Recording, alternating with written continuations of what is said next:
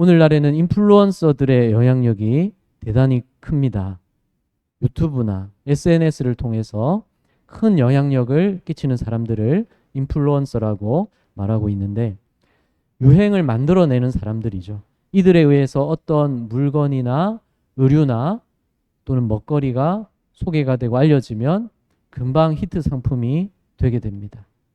또 인플루언서들이 어떤 행동을 보여주거나 어떤 생활 방식을 보여주면 그게 금방 유행으로 퍼집니다. 그런데 여러분도 누군가에게는 인플루언서라는 사실을 생각하고 계십니까? 왜 우리가 누군가에게 인플루언서입니까? 우리도 누군가에게 영향을 미치기 때문이죠.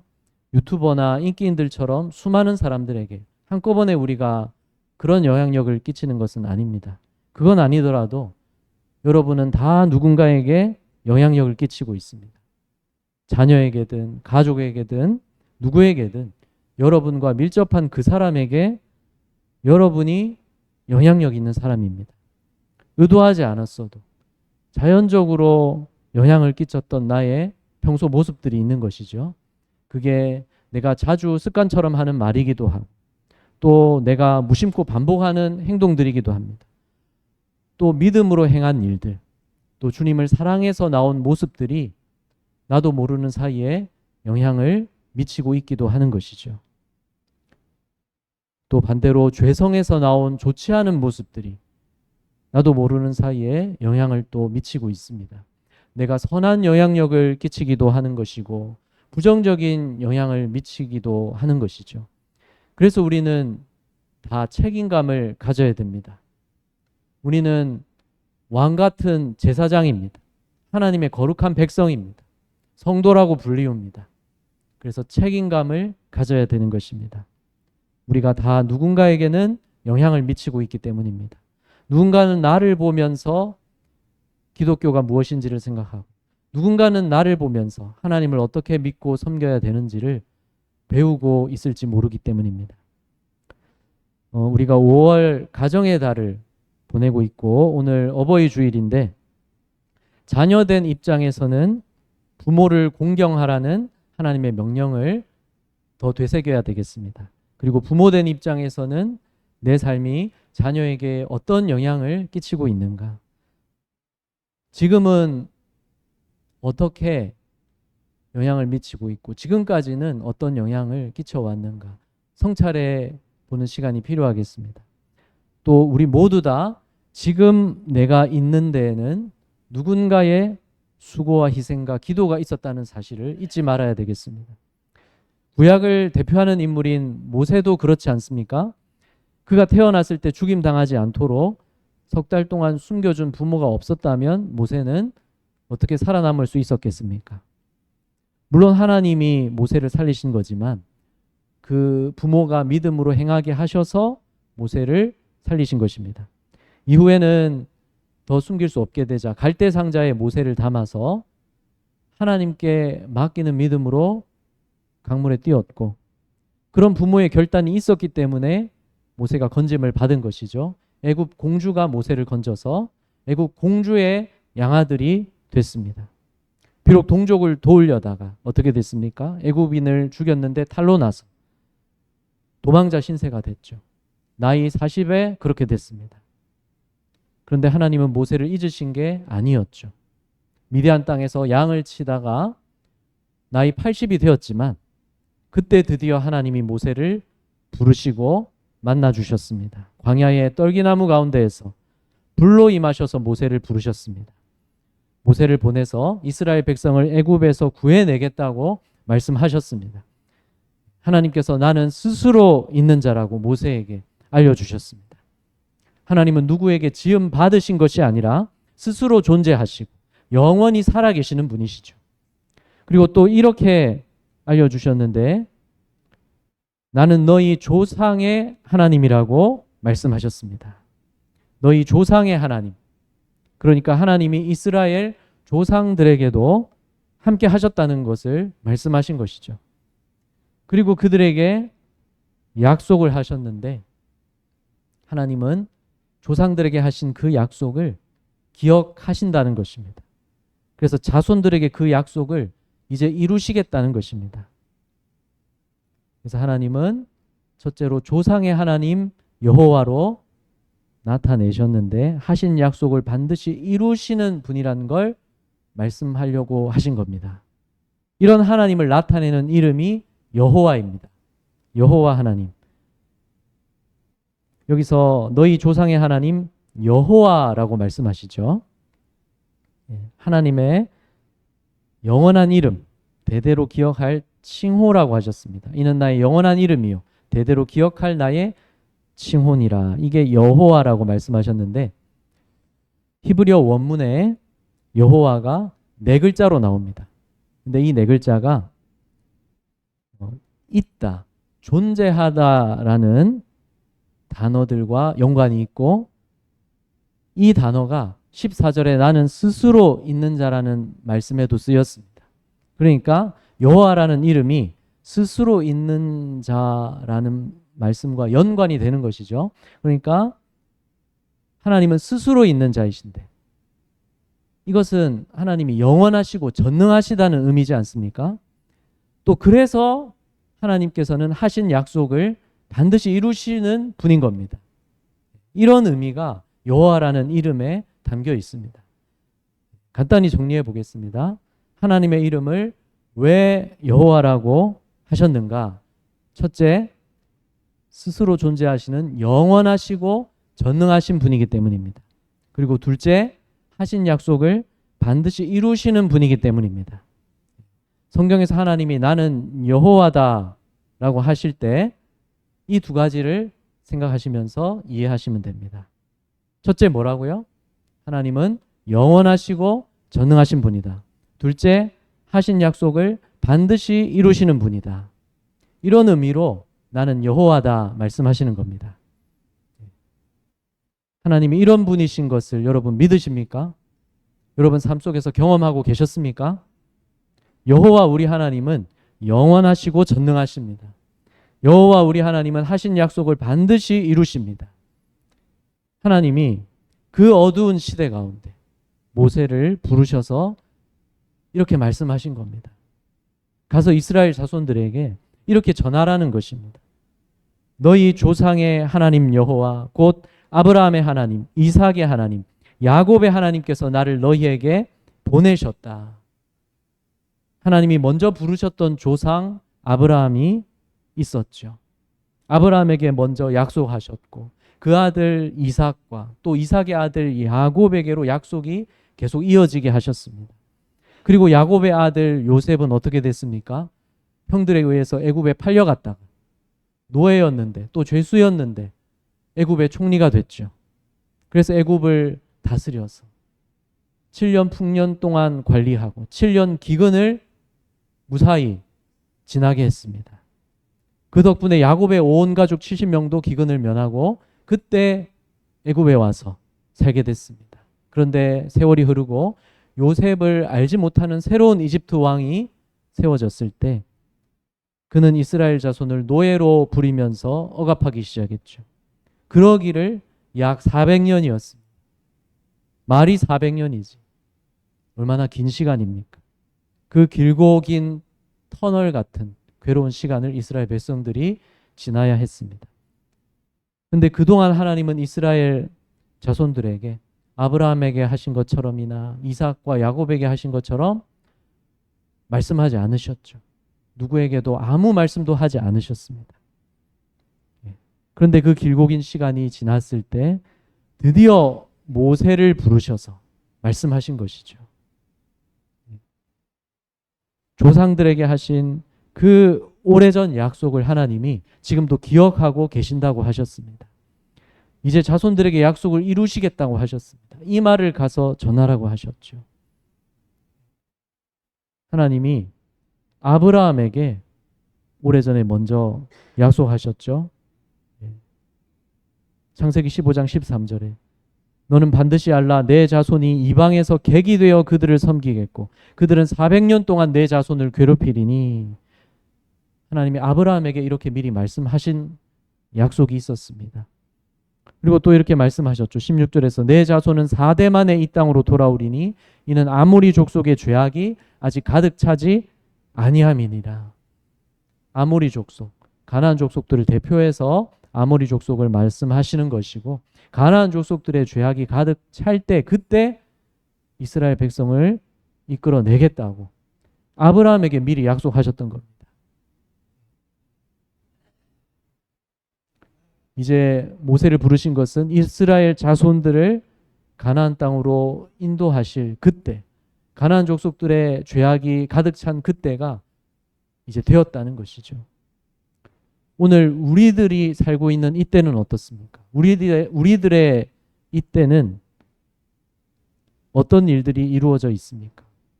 이 나라, 이 백성 가운데 수많은 교회들이 있고, 우리도 오늘 이 예배당에서 편안하게 모여서 하나님께 예배드릴 수가 있죠. 근데 이런 하나님의 역사가 이 나라 가운데 이루어진 것은 우리들 때문만이 아니라 먼저 있었던 이들을 통해서 하나님이 미리 준비하신 것임을 알아야 되겠습니다. 기억해야 되겠습니다. 아브라함에게 하신 약속, 이스라엘 민족만이 아니라 오늘 우리도 구원하심으로 이루어진 것이죠. 오늘 우리가 있기까지 아브라함도 있었고 이삭도 있었고 야곱도 있었는데 뿐만 아니라 우리나라에도 복음을 처음 전해주러 온 선교사들이 있었지 않습니까? 또 그들로부터 복음을 처음 듣고 예수님을 믿은 신자들이 있었죠. 그렇게 세워진 처음 교회들이 있었죠. 그들이 우리나라에 복음화가 이루어지게 해달라고 얼마나 간절하게 기도했겠습니까? 그 기도를 하나님이 기억하시고 응답해 주신 것이 오늘 우리들입니다. 그것을 우리는 잊지 말아야 되겠습니다.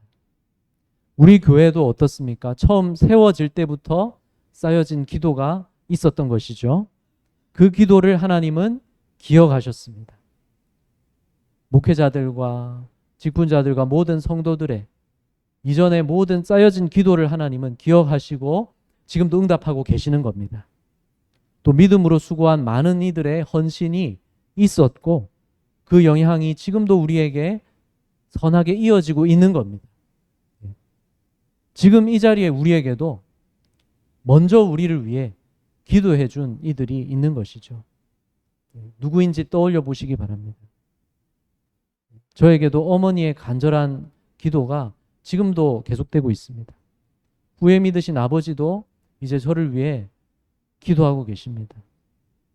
새벽에 제일 일찍 가서 기도하신다는 얘기를 전해 듣고 얼마나 감동이 됐는지 모릅니다. 하나님은 살아계십니다. 장인 장모님도 물론 마찬가지로 기도해 주시죠. 또 제 동생 부부도 기도와 물질을 우리 교회로까지 흘려보내주는 게 참 고맙습니다. 또 여러분 위해서도 먼저 기도한 이들이 있죠. 떠올려 보시고 하나님의 은혜와 또 하나님의 섭리와 나를 위해 기도한 그 모든 이들 누구인지 떠올려 보시며 감사하시기 바랍니다. 하나님을 찬양하고 영광 돌리시기 바랍니다. 하나님이 그 모두를 통해서 우리를 부르시고 인도하신 겁니다.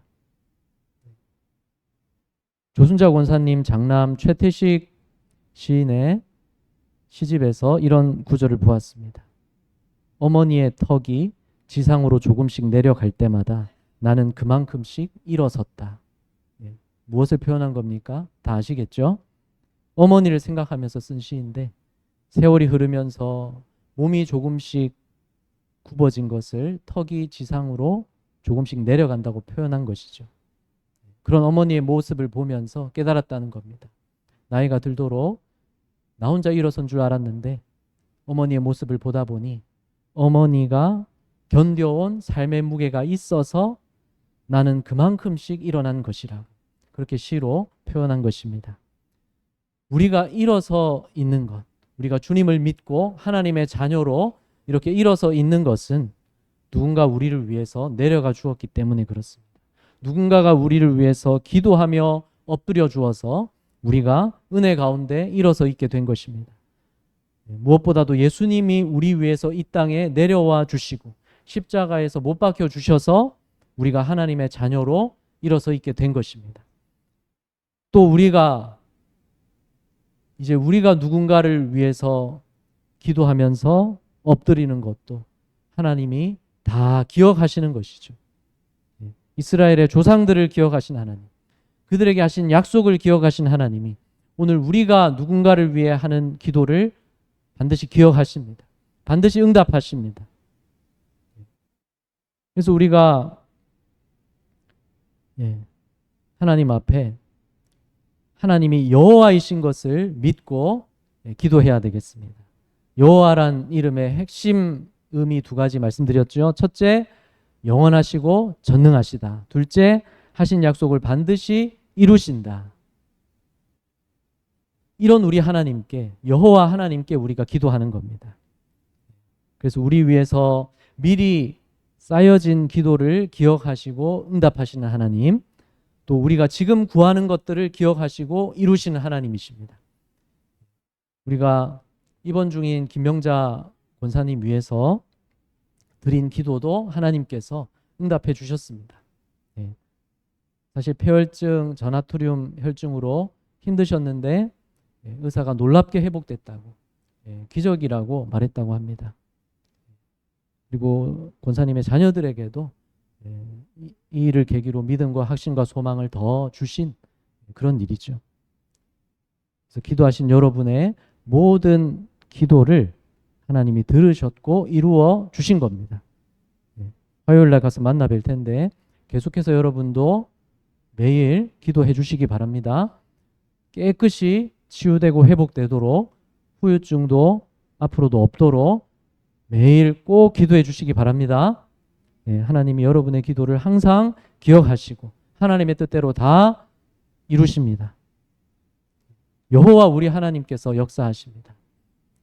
그리고 하나님이 또 모세에게 전하라 하신 말씀은 하나님이 그들을 돌보고 계셨다는 겁니다. 너는 가서 이스라엘의 장로들을 모으고 그들에게 이르기를 여호와 너희 조상의 하나님 곧 아브라함과 이삭과 야곱의 하나님이 내게 나타나 이르시되, 뭐라고 전하라는 겁니까? 내가 너희를 돌보아 너희가 애굽에서 당한 일을 확실히 보았노라.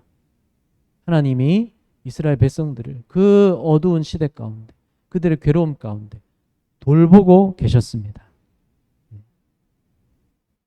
하나님이 그들을 돌보고 계셨기 때문에 그들이 당하는 모든 일들, 그 모든 괴로움을 다 보고 계셨습니다.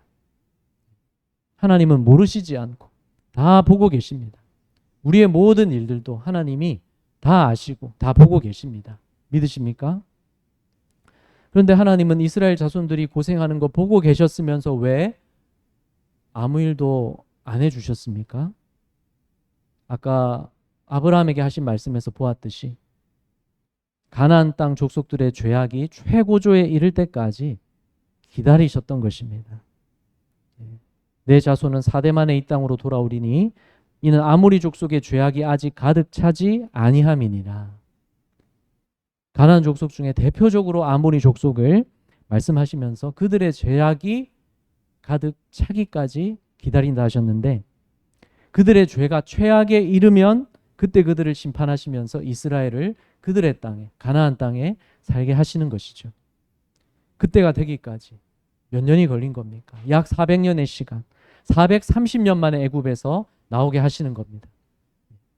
우리가 보기에는 어떻습니까? 그 기간이 얼마나 깁니까? 그런데 이렇게 또 생각해 보십시오. 하나님 중심으로 생각해 보십시오. 하나님이 얼마나 오래 참으신 겁니까? 430년 동안 하나님이 오래 참으신 겁니다. 가나안 족속들의 죄악이 심했지만 400년 넘게 기다려 주신 겁니다. 그들의 죄가 가득 찼을 때 비로소 심판하시려고 오래 참으신 겁니다. 우리 하나님은 이런 분입니다. 한편 그 기간 동안 이스라엘 백성들에게는 아무 일도 하나님이 안 하신 게 아닙니다. 이스라엘 백성들은 그 기간 동안에 애굽에서 그 수가 충분히 많아지도록 번성하게 하셨습니다. 하나님이 하신 일이죠. 애굽에서 노예 생활하면서 그렇게 힘든데 또 바로가 애굽 이스라엘 백성의 남자 아기들을 죽이려고 했는데도, 그런데도 이스라엘 백성들은 무사히 계속 그 수가 늘어갔습니다. 하나님이 하신 일입니다. 그렇게 하나님이 돌보고 계셨습니다. 약속대로 큰 민족이 되게 하시는 기간이었던 것입니다. 그리고 노예 생활의 괴로움 속에서 하나님이 구원해 주셔야 되는구나, 절실하게 깨닫게 하시는 과정이었습니다. 구원을 필요로 해야, 그것을 느끼고 깨달아야 하나님을 찾는 것이고 또 하나님께 감사하는 것이죠. 하나님께서 이런 뜻을 이루어 가시면서 이스라엘 자손을 돌보고 계셨던 겁니다. 최선의 계획을 이루고 계셨던 겁니다. 하나님은 지금도 우리를 이렇게 돌보고 계십니다. 최선의 계획을 하나님은 갖고 계십니다. 우리를 어떻게 인도하는 게 최선인지 정확하게 아십니다. 화분에 식물을 키우다가 죽이게 되는 제일 흔한 이유가 과습이라고 하는데요. 물을 안 줘서 죽이는 경우보다 물을 너무 자주 줘서 죽이는 경우가 더 많다는 것이죠. 특히 도시의 직장인들이 퇴근하고 와서 매일 밤마다 잘 자라라 하면서 물을 매일 밤마다 꼬박꼬박 물을 주면 제일 잘 죽는다고 하죠. 과습이 되기가 더 쉽기 때문에 그렇다고 합니다. 식물을 잘 돌보려고 물을 꼬박꼬박 주면서 돌보려고 한 건데 그게 오히려 식물을 죽이는 이유가 되듯이 사람은 그런 실수를 하기도 합니다. 우리가 자녀를 사랑해서 돌보려고 한다고 하면서 그게 과잉보호가 되기도 하고 오히려 자식에게 해가 되는 경우도 있는 것이죠. 사랑하는 사이에 우리가 사랑하려고, 사랑하는 마음으로 영향을 끼치려고 한다고 하면서 그게 악영향을 끼치는 경우도 많지 않습니까? 근데 하나님은 실수하지 않으십니다. 우리를 사랑하시는데 실수하지 않고 사랑하십니다. 우리를 어떻게 돌보아야 할지 하나님은 정확하게 알고 계십니다. 우리를 화분 식물에 비유해 본다면 이렇게 생각해 볼 수 있겠죠. 우리 입장에서는 하나님이 왜 나한테 이렇게 물을 안 주시나 그렇게 생각될 때가 있을 수 있죠. 그런데 하나님은 어떻게 하고 계신 겁니까? 물이 필요한 그때가 되려면 주려고 기다리고 계시는 것이죠. 그것을 우리가 깨달을 수 있어야 됩니다. 이스라엘 백성을 애굽에서 견디게 하신 기간도 바로 그렇게 하고 계셨던 겁니다. 마치 식물에게 물이 필요한 그때까지 기다렸다가 물을 주듯이 이스라엘 민족이 이제 애굽에서 나와야 할 최선의 그때가 되기까지, 물이 있기까지 하나님이 오래 기다리고 계셨던 겁니다. 그동안은 그들의 수를 번성시키고 계셨습니다. 그래서 큰 민족이 되게 하셨고 구원을 바라는 열망을 갖도록 괴로움 가운데 견디게 하셨던 겁니다. 우리 삶 속에서도 하나님은 이렇게 최선의 때를 아시고 우리를 인도하시고 돌보십니다. 우리를 가장 사랑하시는 하늘 아버지시고 가장 선하신 뜻대로 우리를 이끌고 돌보십니다. 그런 우리 하나님을 신뢰하시고 사랑하시고 경외하시기 바랍니다. 두렵고 떨리는 마음으로 하나님의 계획에 날마다 감탄하면서 하나님의 새 계획이 최선인 줄 믿습니다. 감탄하면서 찬양하면서 말씀대로 순종하십시오. 그렇게 살아가도록 우리를 돌보고 계시는 겁니다. 그래야 진정한 복이기 때문입니다. 세상의 죄악된 일들, 하나님을 거역하며 거스르며 사는 일들, 하나님이 심판하시지 않는 것 같아 보이죠? 그런데 아닙니다. 때가 되기까지 참고 계시는 것이죠. 그게 더 무서운 일입니다. 내가 하나님을 거역하면서 살아도 그냥 두시는 것 같을 때, 괜찮은 것 같을 때, 그게 아니라 거역하며 사는 동안 하나님과의 관계가 멀어지고 있는 것이고 내 영혼이 비참해지고 있는 것입니다. 영적인 감각이 없어서 육체처럼 느끼지 못해서 알지 못할 뿐입니다. 언젠가는 우리 실상이 다 나타나게 됩니다. 그때는 우리가 다 실상으로 서로를 보게 될 것입니다. 요한계시록에서 라오디게아 교회를 책망하시면서 이렇게 말씀하셨죠. 계시록 3장 17절에서 내가 말하기를 나는 부자라 부요하여 부족한 것이 없다 하나 내 곤고한 것과 가련한 것과 가난한 것과 눈먼 것과 벌거벗은 것을 알지 못하는도다. 이것이 여러분의 상태가 되지 않도록 회개하여 돌이키시기 바랍니다. 물은 내가 사랑하는 자를 책망하여 징계하노니 그러므로 내가 열심을 내라 회개하라. 19절 말씀인데 그리고 하신 말씀이 이어서 하신 말씀 이 말씀이죠. 20절에서 계시록 3장 20절에서 볼지어다 내가 문 밖에 서서 두드리노니 누구든지 내 음성을 듣고 문을 열면 내가 그에게로 들어가 그와 더불어 먹고 그는 나와 더불어 먹으리라. 찬송가 가사에는 이렇게 나오죠.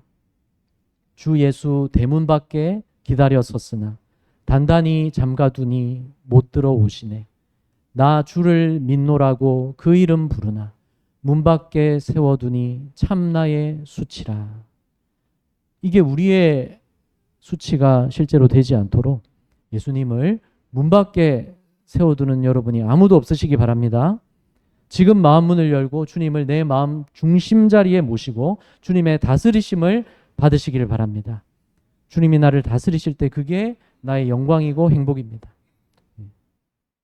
하나님이 우리에게 만일 괴로움을 허락하고 계신다면 그게 우리가 주님께 마음 문을 열도록 기회를 주고 계신 건 아닌지, 우리 마음 문을 두드리고 계신 건 아닌지 생각해 보시기를 바랍니다. 다른 한편으로 하나님이 우리에게 기도해도 빨리 응답 안 해주시는 것 같을 때, 기다려도 문을 안 열어주시는 것 같을 때, 그때도 돌보지 않으시는 게 아니라는 걸 아시기 바랍니다. 언제 응답하셔야 되는지, 언제 열어주셔야 되는지, 언제 이루어 주시고 역사하셔야 우리에게 최선인지 하나님은 알고 계십니다. 그래서 그때 역사하십니다. 그동안 우리를 그때를 위해서 준비시키고 계시는 것입니다. 이렇게 최선의 계획으로 우리를 돌보시는 하나님을 신뢰하고 사랑하시고 가까이 따르시기 바랍니다. 그렇게 오래 참고 기다리셨던 하나님께서 드디어 이스라엘 자손을 구해내시겠다고, 출애굽시키시겠다고 전하라고 하신 거죠. 17절에서 내가 너희를 애굽의 고난 중에서 인도하여 내어 젖과 꿀이 흐르는 땅, 가나안 땅으로, 가나안 족속들의 땅으로 이스라엘을 올라가게 하시겠다고 말씀하셨습니다. 이렇게 전하면 백성들이 들을 거라고 하셨는데 그들이 내 말을 들으리니 너는 그들의 장로들과 함께 애굽 왕에게 이르기를 히브리 사람의 하나님 여호와께서 우리에게 임하셨은즉 우리가 우리 하나님 여호와께 제사를 드리려 하오니 사흘길쯤 광야로 가도록 허락하소서 하라. 백성의 장로들과 함께 모세가 가서 애굽 왕에게 이렇게 말하라는 겁니다. 그런데 애굽에서 나가겠다고, 가나안 땅으로 가겠다고 말하라는 게 아니죠. 하나님께 제사를 드리며 예배 드려야 되니까 사흘길쯤 광야로 갔다 오게 해달라고 이렇게 말을 하라는 겁니다. 왜 그렇겠습니까? 가나안 땅으로 가려고 나가겠다고 하면 바로 왕이 당연히 못 가게 할 것이죠. 그런데 사흘길쯤 광야로 가서 예배 드려야 되니까 허락해 달라고 하면 그것은 할 수 있는 얘기지 않습니까? 가능한 요구를 하는 것이죠. 그런데 바로는 이 요구를 거절하겠죠. 그러면 그때 애굽을 떠나겠다고 떳떳하게 말하라는 것입니다. 이스라엘 백성들이 애굽을 정당하게 떠날 그 명분을 있게 하시는 것이죠. 하나님은 자기 백성, 바로 우리가 항상 떳떳하게 살기를 원하십니다. 하나님 말씀대로 우리가 산다면 떳떳하지 못할 이유가 없죠. 그런데 세상과 타협해서 살면 믿는 자로서 떳떳하지 못할 수 있는 것이죠. 우리가 하나님 말씀대로 떳떳하게 살고 또 그러면서 지혜로운 전략도 필요한 것입니다. 하나님이 모세에게 이렇게 말하게 하신 것처럼 지혜로운 전략도 필요한데 왜 그렇습니까? 좀 극단적인 예를 든다면 만일 북한에서 자유를 찾아서 나오려고 하는데 당국에 가서 제가 나가야 되겠습니다 이렇게 말하면 당연히 안 되겠죠. 붙잡히고 괴로움만 당하겠죠. 북한에서 내가 하나님께 모여서 예배 드리겠습니다 이렇게 말하면 당연히 예배를 못 드리겠죠. 잡혀가기만 하겠죠. 그래서 그런 상황에서는 지혜로운 전략이 필요한 것과 같이 우리도 지혜가 필요한 상황, 전략이 필요한 상황에서는 지혜를 구하며 전략적으로 행하는 것도 필요합니다. 이번 주 수요일에는 주빌리 기도회로 정읍 명성교회에서 수요 예배를 겸해서 주빌리 기도회로 모일 텐데 5월 가정의 달이라는 거 생각하다 보니까 가정의 달인데 그러면 북한의 어린이들은 어떤가? 많이 굶겠죠. 많은 어린이들이 굶을 텐데 북한의 어린이들이 이 가정의 달에 굶지 않게, 한 끼라도 굶지 않게, 한 끼라도 더 먹을 수 있게 일용할 양식을 달라고 우리 하늘 아버지께 구해야 되겠습니다. 예. 그리고 북한 주민들이 그 굶는 자녀들을 보면서 얼마나 마음 아파하는 부모일까 생각해 보게 됩니다. 북한의 아이들과 부모들을 하나님이 품어주시고, 이스라엘 백성들은 400년, 430년이었는데 그에 못지않게 북한 주민들도 분단된 지 81년 동안에 길고 긴 어둠의 그 속박 속에 사로잡혀 있는 것입니다. 그들을 하나님 풀어달라고 기도해야 되겠습니다. 또 뿐만 아니라 미국과 이란 간의 전쟁이 계속되고 있죠. 남의 일이 아니죠. 우리도 유가가 급등하고 경제가 불안하고 영향받아서 남의 일이 아닌 것인데, 이런 상황 속에서도 우리 믿음과 삶이 흔들리지 않게 평안하기를 구해야 되고 전쟁이 속히 끝나게 해주시기를 기도하라는 것이 하나님의 말씀입니다. 또 이란도 믿음의 자유가 없는 곳이죠. 그래서 이번 계기로 이란 정권이 바뀌어서 지도자들이 바뀌면서 복음의 자유를 허용하는 정권과 지도자들이 들어서게 해달라고 그렇게 기도해야 됩니다. 안 될 것 같아도 기도해야 됩니다. 중동 지역에도 복음의 자유가 열리게 해달라고 기도해야 됩니다. 안 될 것 같아도 기도해야 됩니다. 통일도 안 될 것 같아도 기도해야 됩니다. 왜 그렇습니까? 출애굽도 안 될 것 같은 일인데 하나님이 하셨습니다. 지금도 안 될 것 같은 일을 하나님이 하시려고 우리에게 믿음 주시고 기도하게 하시는 겁니다. 하나님은 하실 수 있습니다. 여호와 하나님이시기 때문입니다. 아까 여호와 하나님이란, 여호와라는 그 이름의 두 가지 핵심 의미 말씀드렸죠. 첫째, 하나님은 영원하시고 전능하시다. 그렇기 때문에 하신 약속을 반드시 이루실 수 있는 겁니다. 우리 기도를 반드시 들으시고 이루실 수 있는 겁니다. 여호와 하나님께 모든 것 믿음으로 구하시기 바랍니다. 하나님이 우리를 돌보고 계시고 하나님이 우리를 구원하시고 우리는 안 될 것 같은 일, 우리 생각에는 불가능할 것 같은 일을 하나님께는 당연히 하실 수 있는 일이기 때문에 능히 이루십니다. 그런데 최선의 때가 될 때 이루시려고 기다리시고 최선의 때에 역사하십니다. 그때까지 우리를 준비시키고 믿음으로 기도하게 하십니다. 그러니 하나님을 경외하면서 가까이 따르면서 믿음으로 기도하며 순종하시기 바랍니다. 그런 여러분에게 하나님이 평안 주시고 돌보시고 항상 함께 하십니다. 기도하겠습니다.